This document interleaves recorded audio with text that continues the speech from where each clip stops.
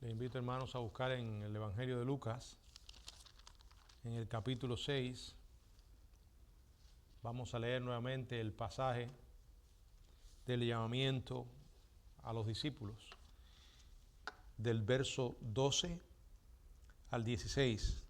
En aquellos días fue al monte a orar y pasó la noche orando a Dios, y cuando era de día llamó a sus discípulos y escogió a 12 de ellos, a los cuales también llamó apóstoles: a Simón, a quien también llamó Pedro, a Andrés su hermano, Jacobo y Juan, Felipe y Bartolomé, Mateo, Tomás, Jacobo hijo de Alfeo, Simón llamado Celote, Judas hermano de Jacobo, y Judas Iscariote, que llegó a ser el traidor. Padre, gracias por la bendición de tener tu palabra y en ella poder, Señor, encontrar las verdades que tú revelas a nuestras vidas, Señor. Te pedimos ahora que tu Espíritu nos guíe, Señor, y que también nos des un corazón humilde para recibir lo que tienes para nosotros. En el nombre de Jesucristo, tu Hijo amado. Amén. Bueno, hermano, continuando con esta serie de estudios sobre Lucas, y específicamente, como hemos estado mirando a los discípulos, hombres comunes, hoy nos corresponde el último, Judas Iscariote. Dice el verso 16, la parte final: y Judas Iscariote, que llegó a ser el traidor. Bueno, a causa de su traición, la iglesia primitiva detestó y despreció universalmente a Judas. Su nombre aparece siempre en el último lugar en todas las listas de los apóstoles, en el Nuevo Testamento, en los Evangelios, a diferencia de Hechos 1:13. En aquella lista no aparece su nombre, pues Judas ya se había suicidado. En Lucas capítulo 1, verso 13, dice la palabra del Señor: y entrados subieron al aposento alto, donde moraban Pedro y Jacobo, Juan, Andrés, Felipe, Tomás, Bartolomé, Mateo, Jacobo hijo de Alfeo, Simón el Celote y Judas, hermano de Jacobo. Además, cada vez que los escritores de los evangelios mencionan a Judas, siempre hacen la aclaración de que fue el traidor de Jesús. Igual que Lucas hace aquí, donde dice que llegó a ser el traidor. Bueno, su vida fue ciertamente un melodrama y se puede analizar bajo 4 títulos. Vamos a ver el nombre, su llamado, su desilusión y su traición. En primer lugar, su nombre. Bueno, Judas era un nombre judío común y es la traducción griega del nombre hebreo Judá, que significa alabado. Su padre fue Simón Iscariote. En el Evangelio de Juan, en el capítulo 6, verso 71, si alguien puede leerlo, Juan 6, 71.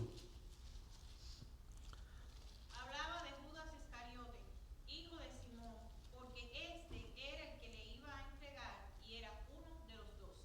También en el capítulo 13, en el verso 2 del mismo Evangelio de Juan,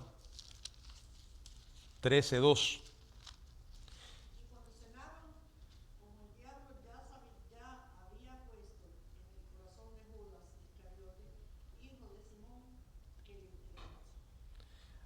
Iscariote es muy probable que fuera una traducción griega de una frase hebrea que significa hombre de Keriot. En el Antiguo Testamento habían 2 ciudades llamadas Keriot. Una, según Jeremías 48:24, estaba ubicada en Moab. Y la otra, según Josué capítulo 15, verso 25, estaba en el extremo sur de Judá. Y es muy probable que Judas Iscariote perteneciera a esta última aldea. lo que lo convierte en el único de los 12 que no era Galileo. En apariencia, Judas no parecía malvado, no como después llegaría a manifestar en esa traición que tenía en su corazón. Por tanto, la misma noche en que Judas lo traicionó, dice la palabra que el Señor dijo en Juan capítulo 13, en el verso 21, habiendo dicho Jesús esto, se conmovió en espíritu y declaró y dijo, de cierto os digo, que uno de vosotros me va a entregar. Ahora es realmente interesante que nadie en ese momento apuntó el dedo acusador hacia Judas. Al contrario, miren lo que dice el verso 22. Entonces los discípulos se miraban unos a otros, dudando de quién hablaba. Solo el Señor conocía el malvado corazón de Judas y lo conocía desde el principio. En Juan capítulo 6, la palabra del Señor nos dice, Juan 6, 64, pero dijo el Señor, hay algunos de vosotros que no creen, porque Jesús sabía desde el principio quiénes eran los que no creían, y aquí aclara, y quién le había de entregar. Y en el verso 70 de Juan 6 dice nuevamente el Señor, no os he escogido yo a vosotros, los 12, y uno de vosotros es diablo.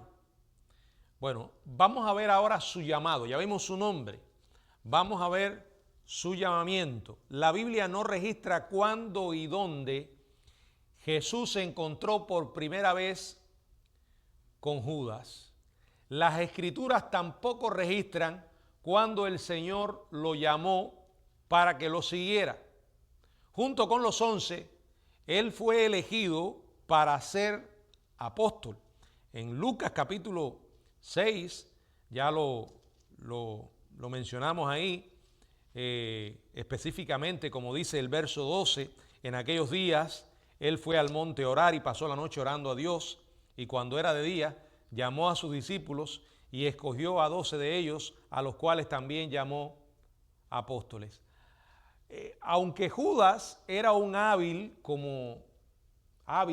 hipócrita, pareciendo por fuera una cosa, aparentando una lealtad a Jesús que no era tal, en realidad nunca llegó a confiar en el Señor como el Mesías, como su Salvador. Y aunque Jesús eligió a Judas, éste decidió seguirlo por su propia voluntad. El Señor no lo obligó a convertirse en un apóstol, tampoco lo obligó a traicionarle, aunque las Escrituras dicen que era hijo de perdición. Esa frase significa que era inclinado a la perdición por su propia voluntad. O sea, él no hizo nada que no quisiera hacer. Que su traición estuviera dentro de los planes soberanos de Dios, de ninguna manera contradice la verdad de que él fue responsable por sus actos y de que actuó por su propia voluntad. Y es interesante que la Biblia presenta estas dos realidades.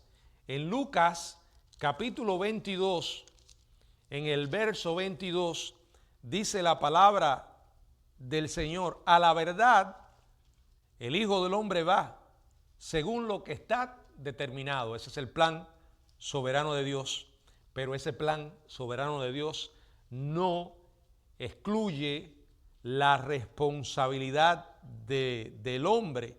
Dice, según lo que está determinado, pero hay de aquel hombre por quien es entregado. Judas era responsable. En su sermón el día de Pentecostés, el apóstol Pedro también hace algo parecido al expresar la tensión entre el plan de Dios y la decisión humana, pero en este caso lo hace con relación a la muerte de nuestro Señor Jesucristo. Ese pasaje está en el libro de los Hechos, en el capítulo 2, en el verso 23, dice la Biblia, Hechos 2, 23, hablando del Señor, en el verso 22 lo menciona, Jesús Nazareno, varón aprobado por Dios. Y ahora dice en el verso 23, a este Jesús, entregado por el determinado consejo y anticipado conocimiento de Dios. O sea, era el plan de Dios que su Hijo muriera.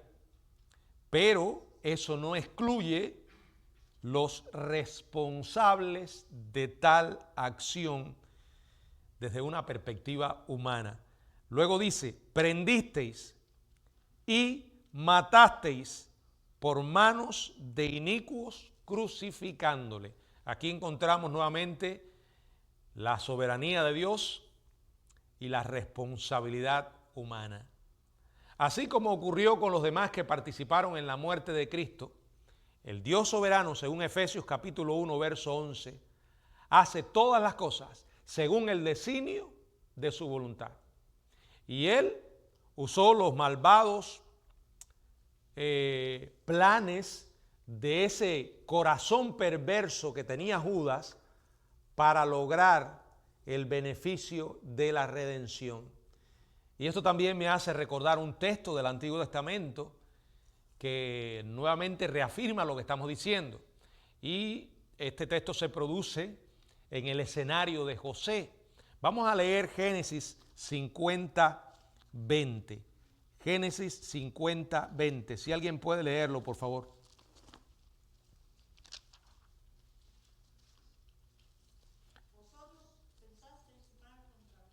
Vosotros pensasteis mal contra mí, mas Dios lo encaminó a bien para hacer lo que vemos hoy, para mantener en vida a muchos pueblos. Observen nuevamente, ¿verdad? Aquí está la declaración de José, donde les hace a ellos responsables de dejarse llevar por sus malos pensamientos, por su corazón perverso. Le dice, vosotros pensasteis mal contra mí. Pero por encima de ellos estaba la soberanía de Dios. Dice, mas Dios lo encaminó a bien para hacer lo que vemos hoy, para mantener en vida a mucho pueblo. Y esto es algo que tenemos que tener muy en cuenta a la hora de analizar la vida de Judas y la responsabilidad que tenía como tal en la traición que llevó adelante. Miren, este hombre tuvo todas las oportunidades para volverse de su pecado. Muchas de las enseñanzas de Cristo se aplicaban directamente a él. Por ejemplo, Lucas 16, que habla del mayordomo infiel, fue una enseñanza oportuna para él y para todos los que escucharon, pero específicamente para el corazón de Judas. También la parábola del vestido de boda en Mateo 22, del 11 al 14, que entró alguien allí que no estaba invitado. Y la advertencia de Jesús también en Mateo 6, del 19 al 34, su advertencia contra el amor al dinero, que era el gran problema de Judas. Sus palabras acerca de la avaricia en Lucas 13, 12, del 13 al 21. Sus palabras acerca del orgullo en Mateo 23, del 1 al 12. Además, Judas estaba presente cuando el Señor le dijo a los 12 en Juan 6, 70. Juan 6, 70. Jesús les respondió, ¿no os he escogido yo a vosotros los 12 y uno de vosotros es diablo? Y solo horas antes de su traición, Judas oyó a Jesús declarar que no todos los discípulos estaban espiritualmente limpios. En Juan capítulo 13, verso 18, dice la palabra, no hablo de todos vosotros, yo sé a quién he elegido, mas para que se cumpla la escritura, el que come pan conmigo levantó contra mí su calcañar. O sea, todo esto y aún así Judas permanece impasible. Él decide endurecer su corazón. Él decide no arrepentirse. Él decide no humillarse. Y de esta manera Judas mismo se condena. Se fue, como dice la Biblia en Hechos 1:25, a su propio lugar, a ese infierno eterno donde pertenecía. Realmente es asombroso hasta dónde llega la ignorancia bíblica. Hay personas, he escuchado pastores, específicamente me viene a la mente uno, decir que Judas se arrepintió y se salvó. Yo no sé qué Biblia leerá él, ¿no? Si es que la lee, ¿no? Porque no hay un sustento bíblico para semejante cosa. Sabemos que cuando la Biblia dice que se arrepintió, no está hablando, la palabra que se emplea no es la que nosotros usamos para arrepentimiento. Más bien lo que significaba esa palabra traducida como arrepentimiento es que se sintió remordimiento, pero no fue arrepentimiento. Y la evidencia de que no fue un verdadero arrepentimiento para salvación es que fue y se quitó la vida. Y el mismo libro de Hechos, quiero leer ese texto, alguien que busque Hechos 1:25. Para que tome la parte de este ministerio y apostolado de que cayó Judas por transgresión para irse a su propio lugar. Judas eligió su propio destino en el infierno al rechazar a Cristo. La misma decisión que toman aquellos que deciden, o sea, que rechazan a Cristo hasta su propia muerte. O sea, no es en ningún lugar de la Biblia enseñado de que Judas se arrepintió. Es correcto afirmar que el infierno es lugar de Judas y de todos los demás que se van allí. Bueno, ya vimos su llamado, o sea, vimos su nombre, su llamado. Ahora quiero que consideremos su desilusión. Judas tenía sus propios planes. Se había formado su propia idea acerca de Jesús. Una idea distorsionada y alejada del propósito para el cual nuestro Señor realmente había venido. Al principio todos los 12 tenían en común la creencia y la típica esperanza judía de que el Mesías iba a ser un libertador político, militar. Los 11 apóstoles finalmente supieron que Jesús no había venido en su primera venida como el león de la tribu de Judá del que habla Apocalipsis 5:5, sino vino como el siervo sufriente de Isaías capítulo 53.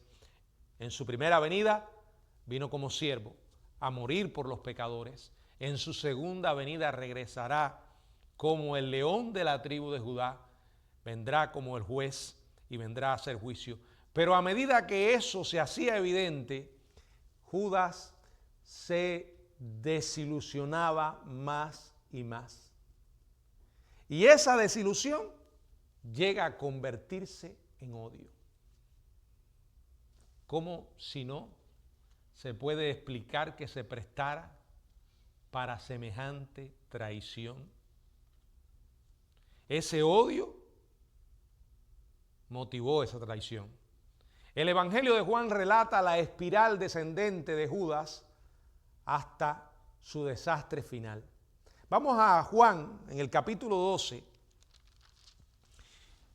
Aquí comienza este capítulo con Jesús y con los 12 en Betania, el día de reposo antes de la Pascua. Dice la Biblia en Juan 12:1, 6 días antes de la Pascua, vino Jesús a Betania, donde estaba Lázaro, el que había estado muerto y quien había resucitado de los muertos. Y mientras estaban en una cena en casa de Simón el leproso, porque Mateo 26:6 nos ofrece el detalle de que fue en casa de Simón el leproso. Dice ahora Juan 12:3. Entonces María tomó una libra de perfume de nardo puro, de mucho precio, y ungió los pies de Jesús y los enjugó con sus cabellos. Y la casa se llenó del olor de perfume. Bueno, fue un acto extravagante, motivado por un amor ilimitado del corazón de esta mujer, María. Sabemos que el perfume era sumamente costoso y esto debió haber sorprendido a todos los presentes porque ella no actuó con ningún tipo de mezquindad. Dio lo más caro, lo mejor al Señor. Y Judas, totalmente iracundo, porque para él eso era un colosal despilfarro, era alguien desconectado del Dios vivo, del Señor. Por eso la mente carnal no puede discernir las cosas del Espíritu. Y entonces él exige saber en el verso 5 por qué no fue este perfume vendido por 300 denarios y dado a los pobres. Pero esas supuestas preocupaciones filantrópicas de Judas eran una máscara para ocultar lo que había en su corazón, que era la codicia. Dice el verso 6, pero dijo esto no porque se cuidara de los pobres, no le importaban los pobres, sino porque era ladrón y teniendo la bolsa sustraía de lo que se echaba en ella. Este hombre se estaba robando el dinero y estaba aparentando una piedad falsa. Por eso Juan nos explica la verdadera razón. Ver que tan grande cantidad de dinero se le escapaba de sus garras. Esto frustraba a Judas y lo enfurecía. Y entonces lo emprende contra María. Tan convincente resultó esa demostración de piedad, de preocupación por los pobres, que los otros evangelios nos informan que otros también se hicieron eco de la protesta de este hombre. Por ejemplo, vamos a ver la misma historia, pero en Mateo 26, 8 y 9, si alguien puede leerlo.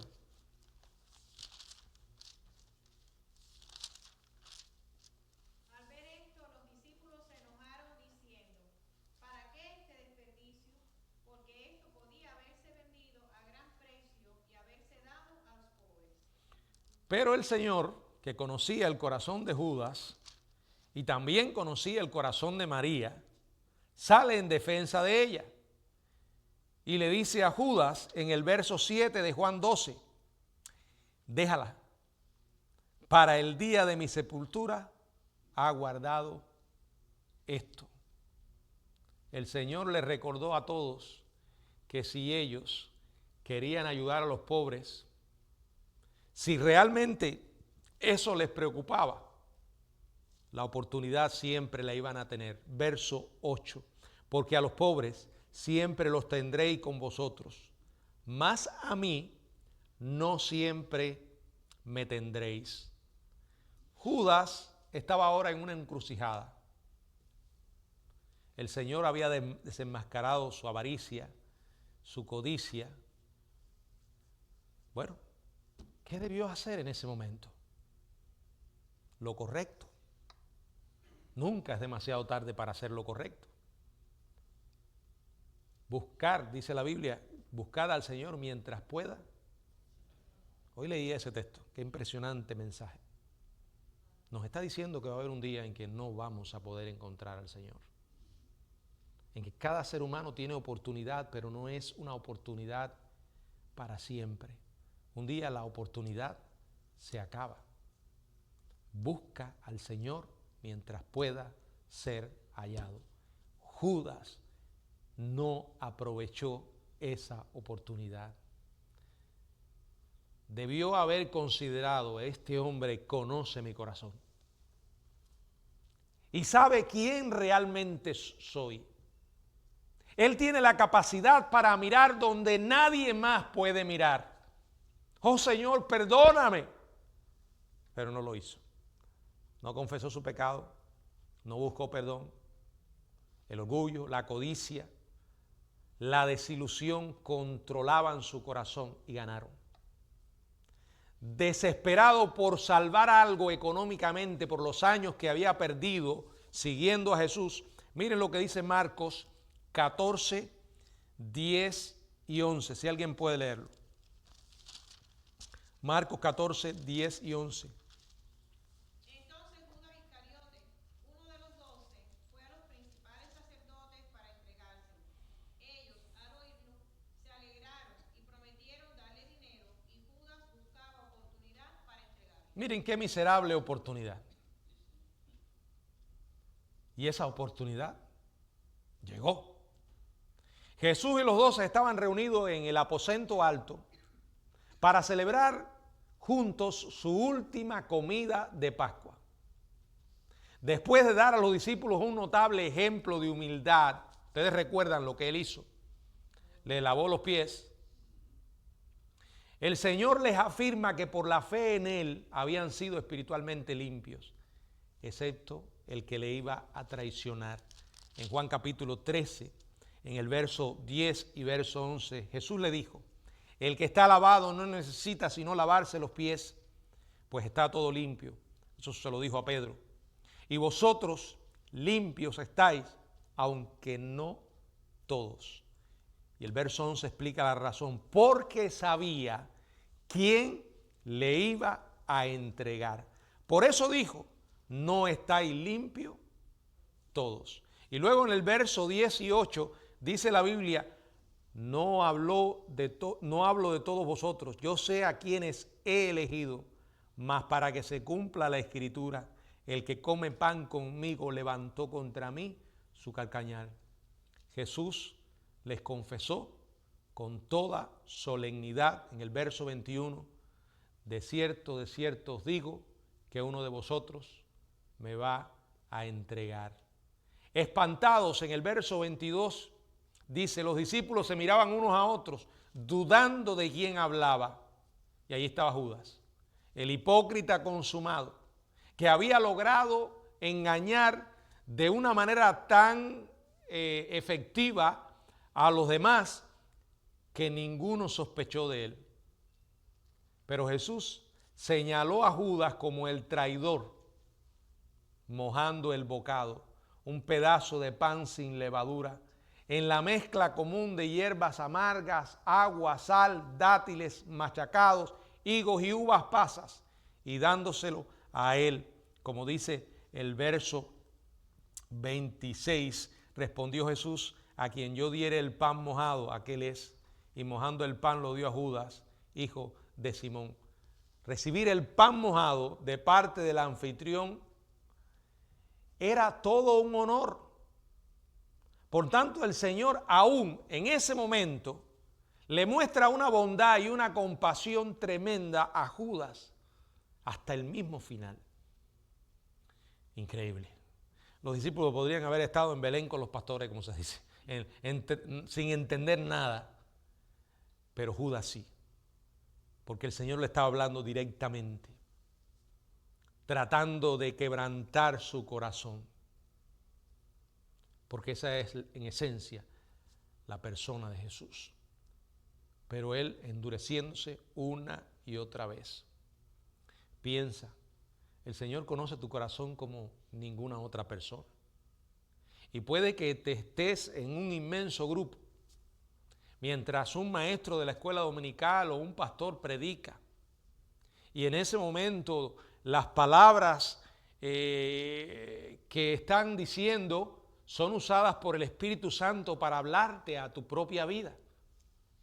Tú sabes exactamente que el Señor te está hablando. Los demás puede que no tengan absolutamente la más mínima idea de que Dios te habla a ti. Y eso es exactamente lo que pasó con Judas. Sin embargo, ese último acto de amor lo rechazó como hizo con todos los momentos anteriores y las oportunidades.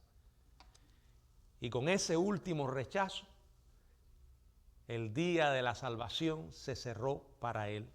Como dice la Biblia en la segunda carta a los Corintios, en el capítulo 6, verso 2, porque dice: en tiempo aceptable te he oído y en día de salvación te he socorrido. He aquí ahora el tiempo aceptable, he aquí ahora el día de salvación. La oportunidad para el arrepentimiento es ahora.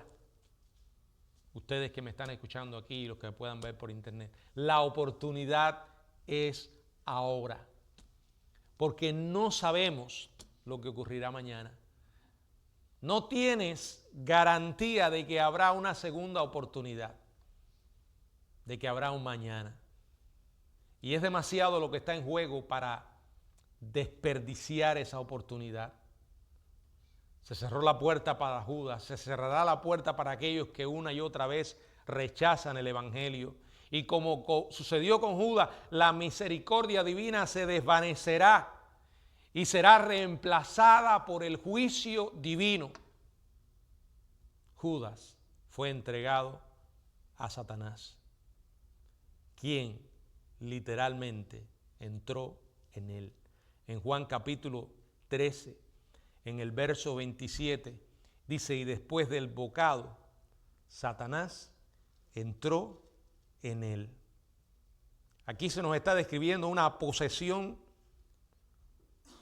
de Satanás sobre Judas para ejecutar la traición a Jesús.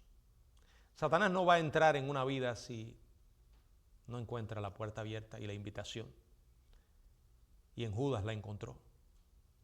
Y tras haber sellado su condenación eterna, Judas fue despedido por el Señor para que llevara a cabo su malvado plan. En el verso 27 también dice: entonces Jesús le dijo: lo que vas a hacer, hazlo pronto. Veamos ahora su traición. Después de salir del aposento alto, él fue directamente al concilio para llevar adelante sus malvados planes. Les informó que Jesús iba a estar más tarde, esa misma noche, en Getsemaní, un lugar apartado, donde podían echarle mano sin temor de provocar disturbio. En Mateo capítulo 26, verso del 3 al 5, dice la Biblia: entonces los principales sacerdotes, los escribas y los ancianos del pueblo se reunieron en el patio del sumo sacerdote llamado Caifás y tuvieron consejo para prender con engaño a Jesús y matarle. Pero decían: no durante la fiesta, para que no se haga alboroto en el pueblo.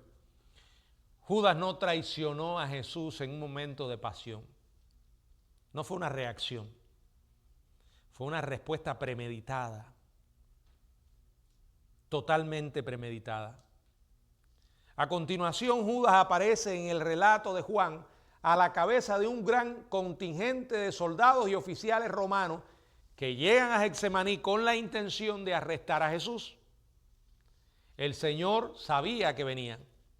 Fue a encontrarse con ellos y con calma les pregunta a quién estaban buscando. En el Evangelio de Juan, en el capítulo 18, verso 4, ¿a quién buscáis?, les dice el Señor. Después que ellos le contestan en el verso 5, a Jesús Nazareno, él se identifica usando el nombre divino que por primera vez aparece en Éxodo 3:14. Yo soy.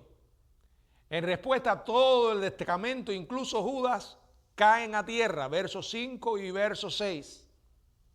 Y es realmente increíble que a pesar de esta asombrosa demostración de poder divino, de parte de Cristo, este hombre continuara con su plan diabólico, valiéndose de la señal convenida, según Mateo, en el capítulo 26, verso 48, dice: y el que le entregaba les había dado señal diciendo: al que yo besare, ese es, prenderle. Entonces el traidor, descaradamente, como dice Juan 18, en el verso 49,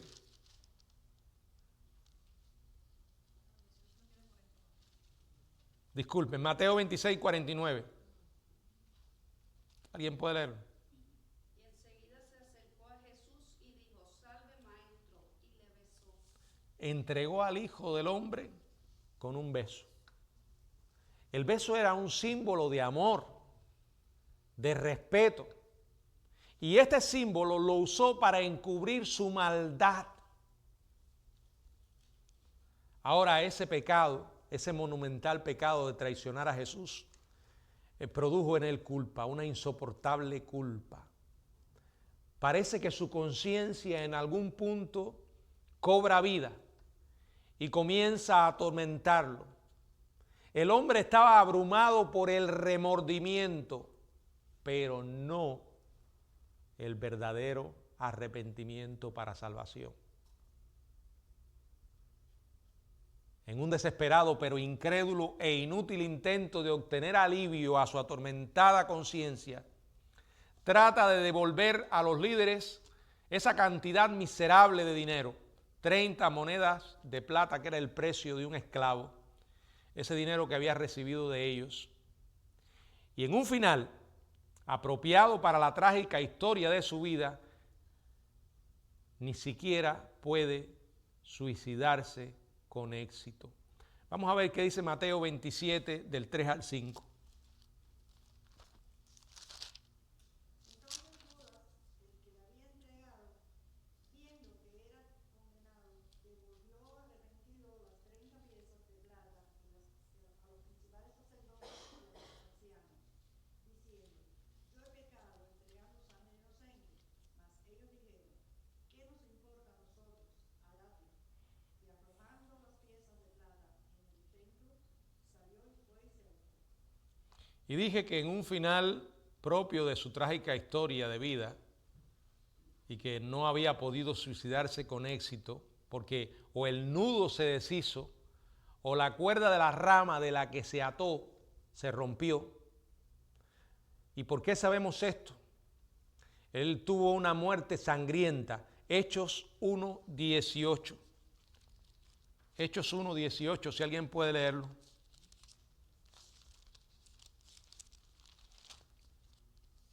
Este pues, con el salario de su iniquidad, adquirió un campo, y cayendo de cabeza se reventó por la mitad, y todas sus extrañas se derramaron.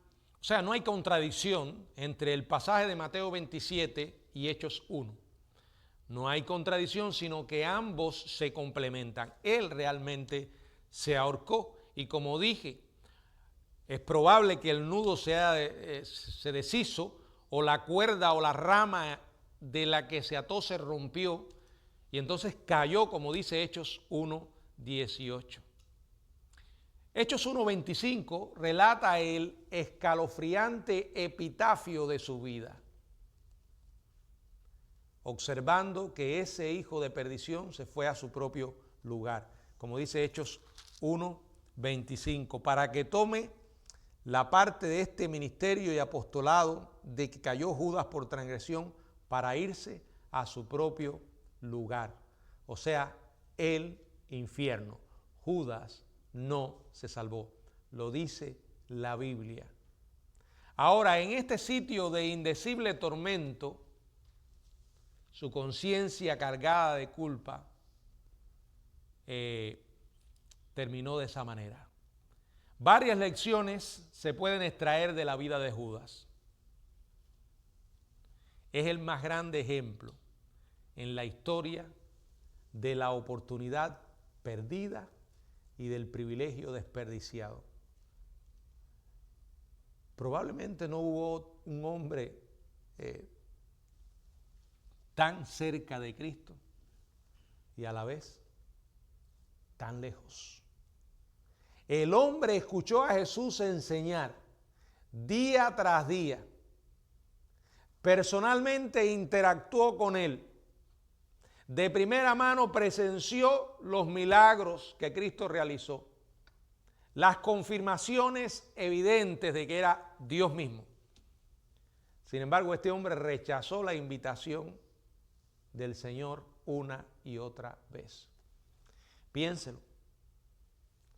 Si este fue el caso de Judas con el Maestro, siempre habrán personas que van a rechazar.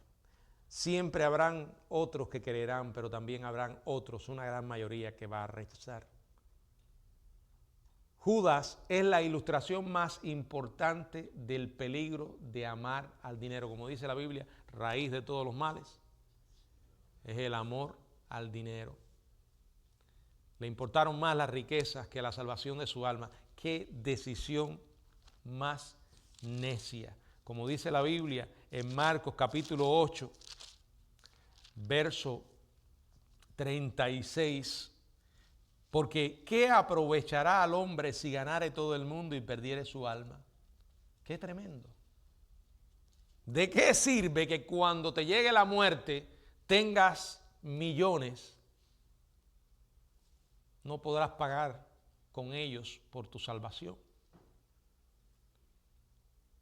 ¿De qué sirve que una persona en este mundo haya logrado ascender todas las cimas posibles en el escenario humano y se haya ido de este mundo sin Jesucristo? Judas ejemplifica la vileza y el peligro de la traición espiritual. Siempre han habido Judas. Y su propia vida es un ejemplo de la necesidad, un recordatorio de la necesidad de autoexaminarnos a nosotros mismos. En cuarto lugar, Judas fue prueba viva de la paciencia, la misericordia y la bondad de Cristo. Aunque el hombre llegó junto con el destacamento de soldados para arrestarlo, miren esto, Mateo 26, 50. ¿Qué dice? Lo llamó amigo y Jesús le dijo, amigo, ¿a qué vienes? Entonces se acercaron y echaron mano a Jesús y le prendieron. Yo creo que fue un llamado más, uno más. El ejemplo de Judas es aleccionador. Es un recordatorio de que el diablo siempre va a estar obrando en medio del pueblo de Dios.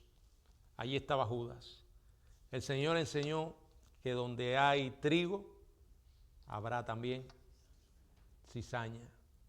Judas también demuestra lo letal de la hipocresía. Él fue una rama sin fruto, como Juan 15:6 describe, cortada y lanzada al fuego eterno del infierno. Por último, Judas demuestra que no hay nada que los hombres pecadores puedan hacer para frustrar la soberana voluntad de Dios. De la aparente tragedia de la cruz resultó el triunfo de la redención. De la aparente victoria de Satanás fue en realidad su derrota definitiva. Cuando Judas vendió a Jesús a sus enemigos, en realidad estaba vendiendo su propia alma al diablo.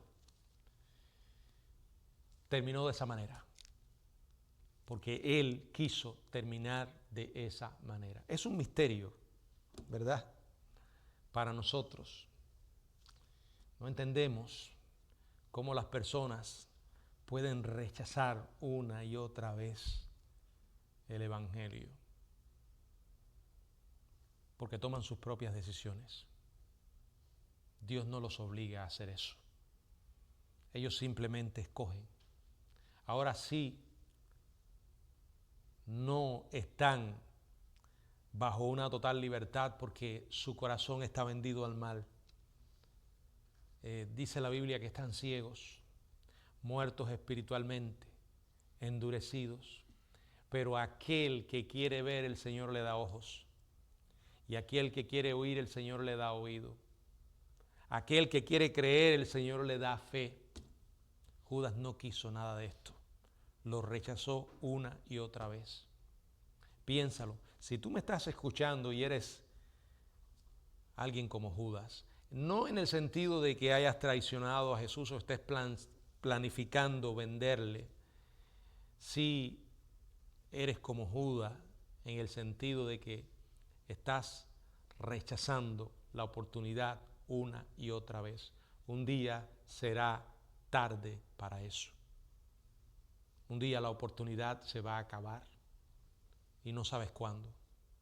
Así que el momento para venir a Dios es ahora, con un corazón arrepentido. No hay pecado que el Señor no pueda perdonar si se lo confesamos, si nos arrepentimos. No podemos estar tan lejos que su mano no nos alcance. El tiempo de salvación y la oportunidad es ahora. Y aquellos que ya conocemos a Cristo y que en algún punto del camino hemos pensado que podemos burlarnos de Dios porque Él no nos ve, no, sí nos ve. Y si la hipocresía ha comenzado a formar parte de nuestra conducta, aparentando algo que no somos, o llevando una vida de duplicidad moral delante de la gente, aparentamos una cosa y nuestro corazón o en nuestro corazón hay otra. Dios lo sabe. No tiene sentido tratar de ocultarnos de Él. Por eso la mejor decisión es venir a Él con un corazón arrepentido y pedirle perdón. Que el Señor nos ayude a que cada día podamos vivir de una manera más auténtica nuestra fe. Porque el Señor sabe todo. Y Él es nuestro Dios. Y Él siempre nos llamará al arrepentimiento. Si lo hizo con Judas, ¿qué no hará por aquellos que ya ha salvado? Que el Señor nos bendiga.